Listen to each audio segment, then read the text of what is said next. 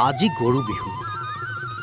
Corona ভাইৰাছৰ আতংক আৰু লকডাউনৰ মাজতে এইবাৰ উদযাপন হৈছে গৰু বিহু।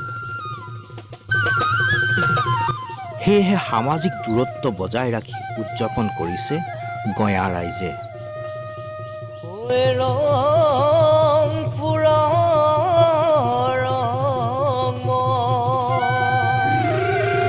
পৰম্পৰা ৰক্ষা কৰি বহু লোকে ঘৰতেই গৰুক গা ধোৱা পৰিলক্ষিত হৈছে।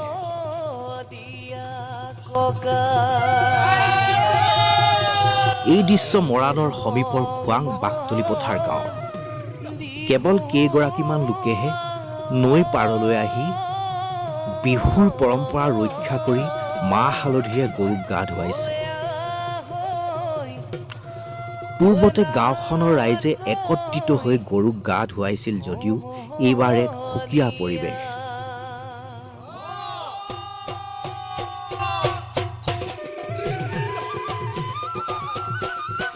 কৰোনাতংকৰ বাবে সামাজিক ব্যৱধান বজাই ৰাখি উদযাপন কৰিছে গৰু বিহুৰ পৰম্পৰা। এইবাৰ আমি যেটো অসমীয়া বাপতিসাহোন ৰঙালী বিহুৰ আহি পালেহি আজি গৰু বিহু, আৰু এই গৰু বিহুটো আমি বাকলি পথাৰ গাঁওবাসী ৰাইজে যিমান ধুমধামে আমি আয়োজন কৰা হয় বা আমি ইয়াত গৰু ধোৱাৰ হয়, এইবাৰ কিন্তু আমি সেইধৰণে কৰিব পৰা নাই, যিহেতু সমগ্ৰ বিশ্বতে কৰোনা ভাইৰাছে এক ভয়ংকৰ ৰূপ সৃষ্টি কৰিছে।